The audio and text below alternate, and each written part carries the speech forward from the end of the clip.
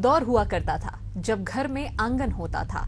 एक ही छत के नीचे कई बच्चों की अटखेलियों का आनंद घर के सभी सदस्य लिया करते थे।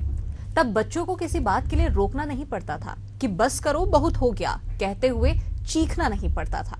डर नहीं होता था कि नाजुक हाथों के अंगूठे टेढ़े हो जाएंगे या आंखों में मायोपिया जैसी खतरनाक बीमारी बचपने में घेर लेगी।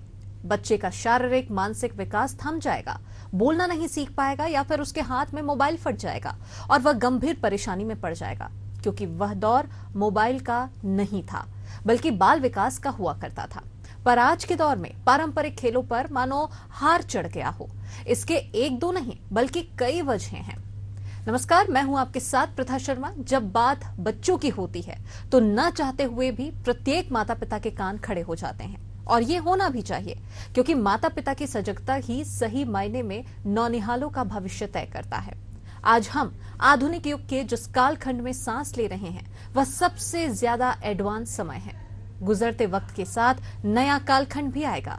तब आज के बच्चे किशोर और युवा हो चुके होंगे, पर हम जहां आज खड़े हैं महज 1 से 1.5 दशक पहले पर अगर नजर डालें तो समझ में आता है तब तक के बच्चों की रोग प्रतिरोधक क्षमता, दौड़ने भागने की क्षमता, शारीरिक और मानसिक दक्षता, बोलने की क्षमता आज से कहीं बेहतर हुआ करती थी। और वहीं ये एक जनरेशन का गैप नहीं है बल्कि चंद सालों का अंतर मात्र है।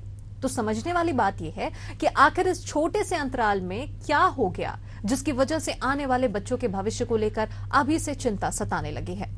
एशियन न्यूज की खास पेशकश बिग स्टोरी देख रहे हैं आप, और आज हम इसी खास मसले पर बात करेंगे। तो आइए शुरू करते हैं।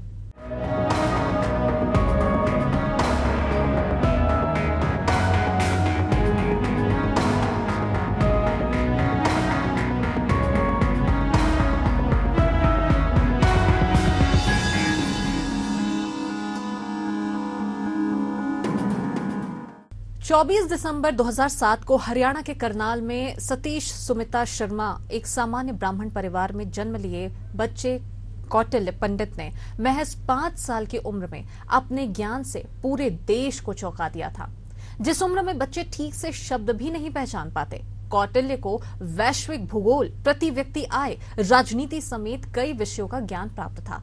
बेशक ऐसी विलक्षण प्रतिभा या इतनी तीक्ष्ण बुद्धि लाखों में से किसी एक को ही नसीब होती है, पर देश और दुनिया के सभी माता पिता की चाहत होती है कि उनका अपना बच्चा उनमें से एक हो। देश में ऐसे कुछ बच्चे बीते 1 दशक से पहले ही जन्मे हैं जिनमें इस तरह की विशेषता देखने को आती है, पर आज के दौर में जन्म लेने वाले बच्चों का दिमाग उसी तरह विकसित नहीं हो पा रहा है, बल्कि उनमें जिद, चिड़चिड़ापन, मानसिक व्याधि, कमजोर शारीरिक क्षमता जैसी बीमारियां घर कर रही हैं। इसके पीछे की वजह ज्यादातर लोग जानते तो हैं, बस समझ नहीं पा रहे हैं। देखिए इसी पर आधारित ये खास रिपोर्ट। बच्चों की किलकारियां, उनकी अटखेलियां और बच्चों के शरारतीपन हर किसी को लुभाता है।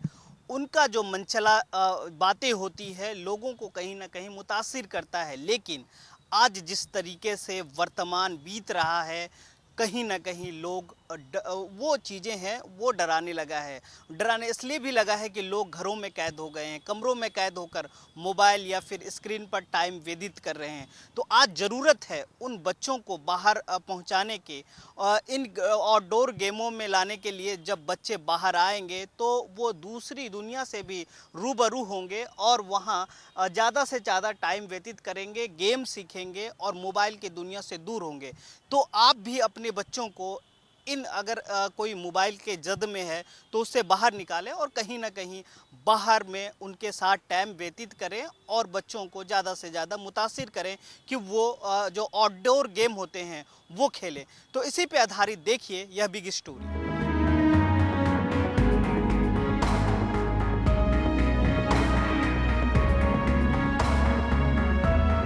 भारत संस्कृति और परंपराओं का देश, इस तथ्य से इत्तेफाक कश्मीर से कन्याकुमारी तक के लोग रखते हैं। पर क्या हम अपनी परंपराओं का पूरी तरह पालन कर रहे हैं? यह एकमात्र सवाल है जो हर किसी को सोचने पर मजबूर कर सकता है, क्योंकि आमतौर पर परंपराओं का तात्पर्य लोग केवल विवाह, त्योहार, परिधान, सांस्कृतिक परिवेश मान लेते हैं, जबकि बच्चों की परवरिश भी इसका महत्वपूर्ण हिस्सा है।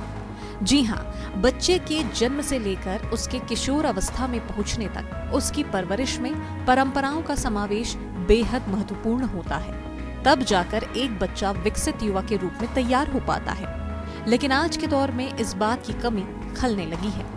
अब सवाल यह भी है कि बच्चों की परवरिश में परंपराओं का क्या योगदान है। तो आपको 1.5 से 2 दशक पुरानी सभ्यता की तरफ लेकर चलते हैं, जहां गांव हो या फिर शहर, बच्चे एक साथ पैदल ही स्कूल जाया करते थे। स्कूल में पढ़ाई के साथ सभी बच्चे एक साथ दौड़ भाग कर खेल खेला करते थे।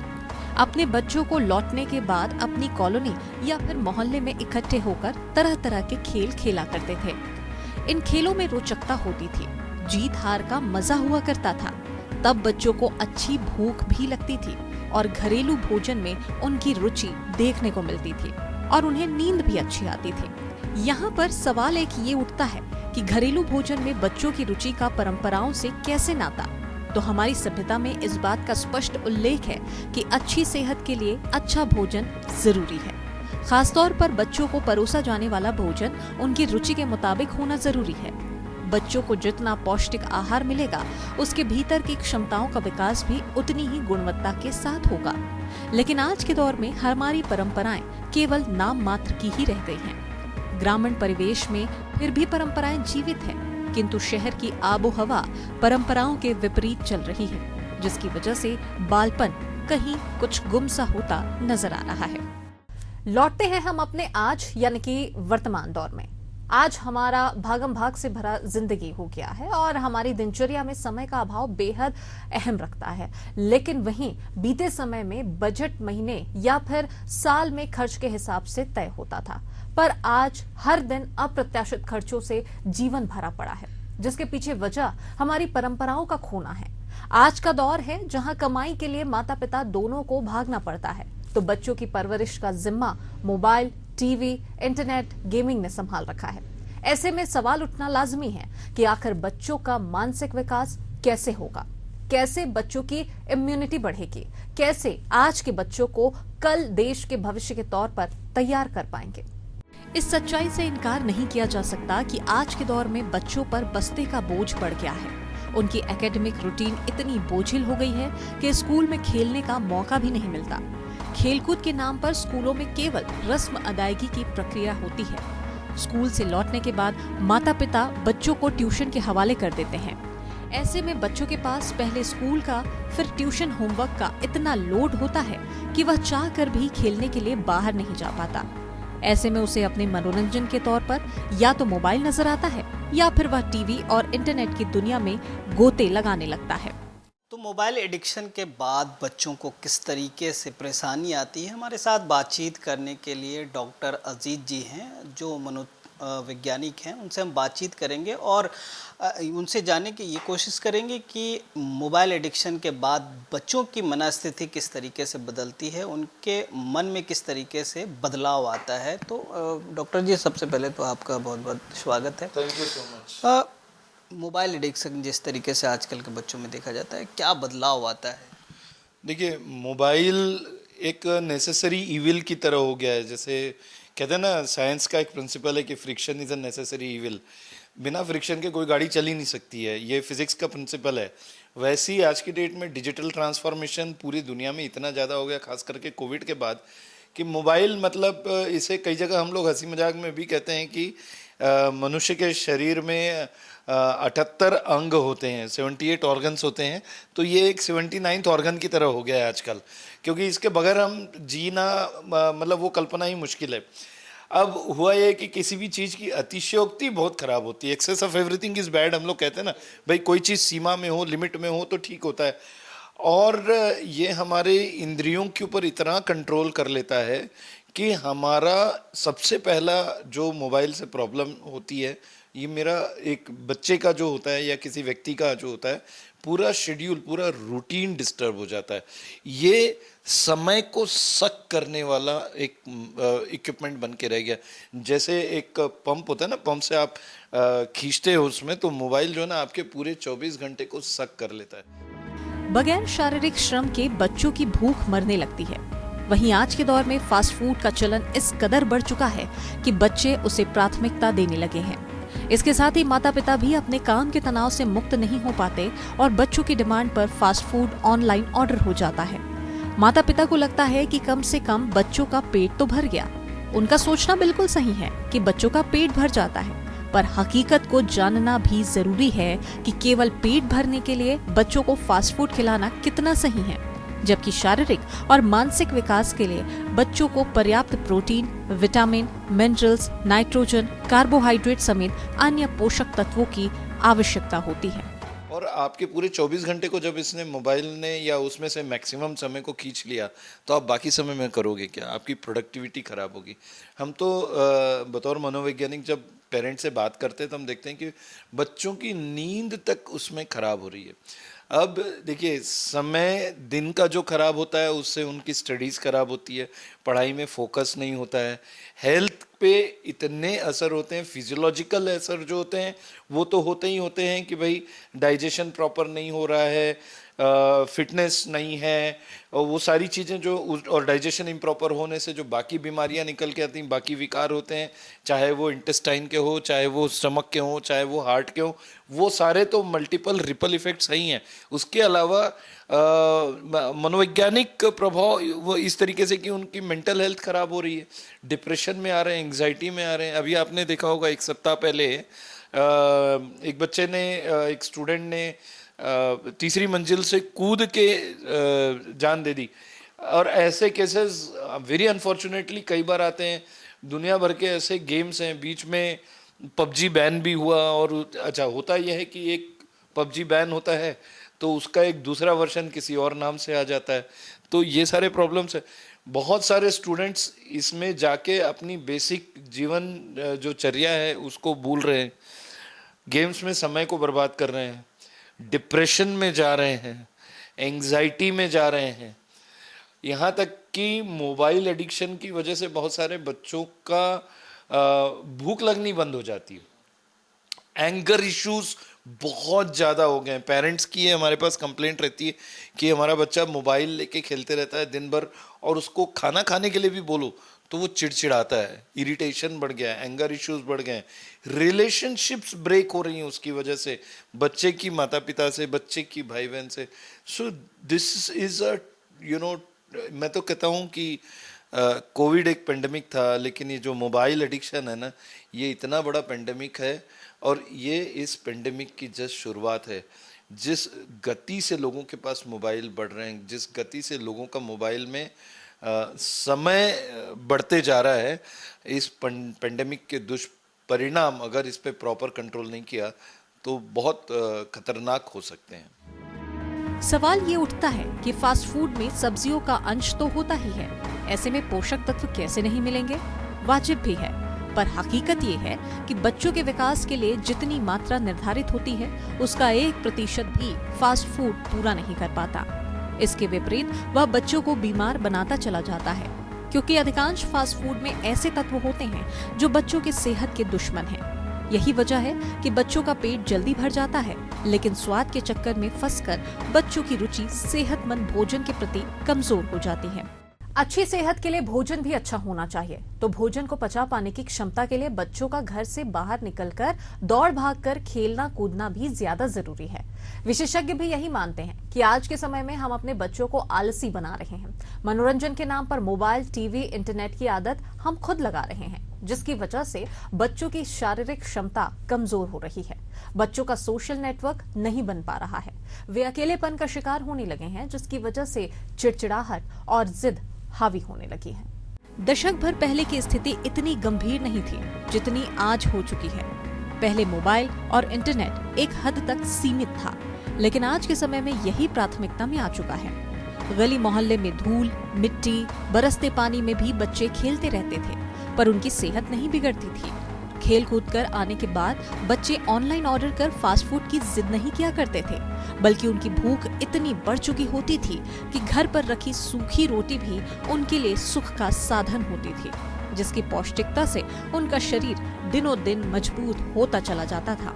बच्चे सभी को प्यारे होते हैं, तो भला कोई माता पिता अपने बच्चों के प्यार में उसकी जिद पूरी करता है तो इसमें सवाल नहीं उठना चाहिए, पर उठना लाजमी है, क्योंकि इन बच्चों से ही देश का भविष्य तय होता है।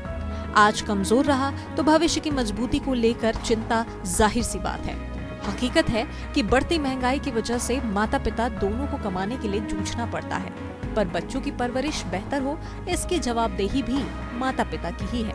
आजकल के माता पिता भी कहीं ना कहीं ये देखा जा रहा है कि सिंगल हैं और वो मतलब दो लोग रहते हैं, किसी काम में लगे हुए हैं तो बच्चों को मोबाइल थमा देते हैं। तो उन लोगों के लिए क्या सजेशन रहेगा जो इस तरह के काम कर रहे हैं, क्योंकि बच्चे का मनस्थिति उसी से भी बदल रहा है कि चलो हमको मोबाइल तो मिल जा रहा है।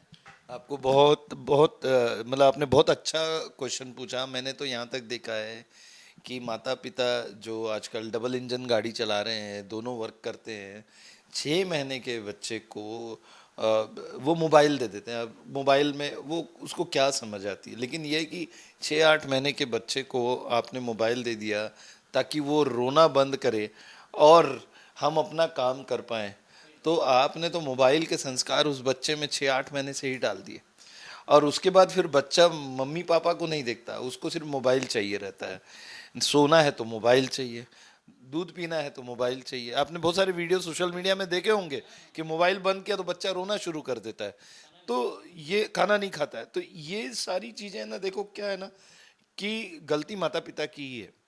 उन्होंने वो हैबिट डाली, वो संस्कार डाले बच्चों में, और उसका दुष्परिणाम मतलब वो बीज की तरह डाले जब छोटा बच्चा था, और उसका दुष्परिणाम एक बहुत बड़े पीपल के या बहुत बड़े वृक्ष की तरह हो गया कि बच्चा माता पिता को पूछता नहीं है, बच्चा परिवार को पूछता नहीं, बच्चा बंद कमरे में अकेले रहता है, बच्चा पढ़ाई करता नहीं, बच्चा डिप्रेशन में रहता है। इस तरीके के जो व्यवहारिक विकार, शारीरिक विकार निकल के आते हैं, उसके बीज तो माता पिता ने ही उस समय अंकुरित किए। तो मैं तो सभी पेरेंट्स को कहूँगा, पेरेंटिंग अपने आप में, बतौर मनोवैज्ञानिक आपको एक बहुत इंटरेस्टिंग बात बता रहा हूँ, समय किसी के लिए नहीं रुकता।